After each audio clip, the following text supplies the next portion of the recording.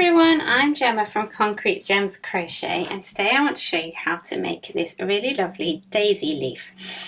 Now this is kind of like, if you don't know daisies, like a rocket leaf. It's got the frilly edges and it's really super cute.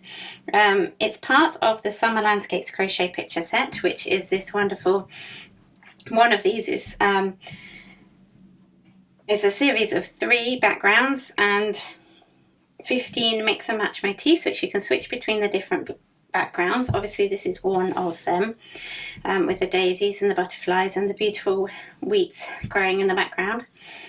But today we're going to make this a leaf. I'm going to be using Scapious Katona, which is 100% mercerized cotton, and I'm going to be using the shade Forest Green, which is number 412.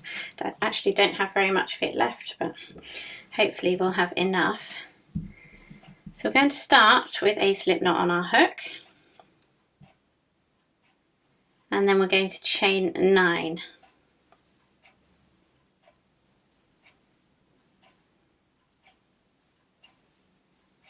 Okay, then starting in the second chain from the hook, we're going to slip stitch in the next 3 chains. 1, 2, 3. It's gone completely blurry, hasn't it? Right, there we go. Then we're going to single crochet in the next 3 chains. 1, 2, 3. And then we're going to half double crochet in the next chain. And at this point you should have 1 chain left. In that chain we're going to work 5 double crochets, okay? 1, 2,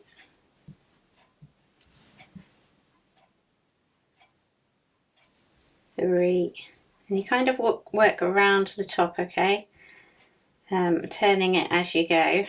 4, 5 until you're completely the other side. So you've basically turned your work around now to work down the other side of the starting chain, okay? So we're going to work a HDC in the next stitch, single crochet in the next 3, 1, 2, 3, and then slip stitch in the next 4. Okay, it's actually the next 3, isn't it?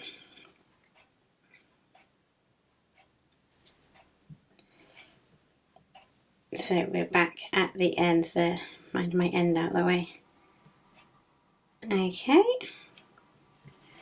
Then we're going to slip stitch in the first 3 stitches.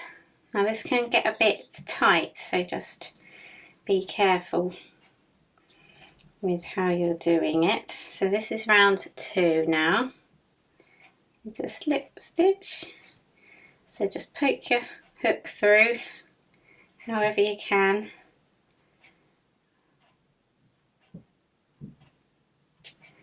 Slip stitch in those 3.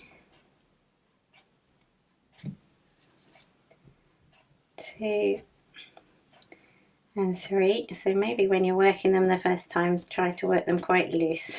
There we go. Then we're going to chain 3, and we're going to slip stitch in the 3rd chain from the hook, and that creates a kind of little picot. Then we're going to slip stitch in the next 2 stitches on the leaf, 1 and 2. Then we're going to chain 3 and slip stitch in the 3rd chain from the hook. Then we're going to repeat that, so slip stitch in the next 2, 1, 2, chain 3 and slip stitch in the 3rd chain from the hook. And then we're going to slip stitch in the next stitch on the leaf. we're going to make 2 single crochets in the next stitch, and then we're going to make 3 double crochets in the next stitch, and this should be at the top of your leaf now.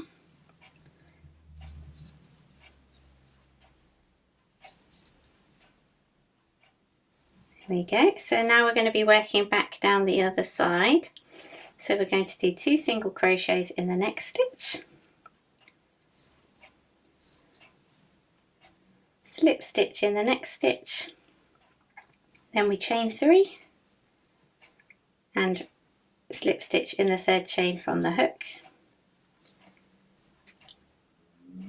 then we slip stitch in the next 2 stitches,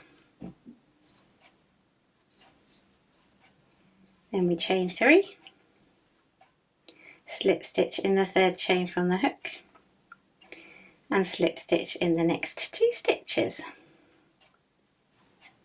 Okay, then we're going to chain 3 one last time and slip stitch in that 3rd chain from the hook. I'm just going to have enough yarn left, and then we're going to slip stitch in the last 3 stitches. Remember, these were our slip stitch ones, so they're trickier to get into, but especially if you crochet tight like me, if you can only get into 1 loop, then that's absolutely fine as well.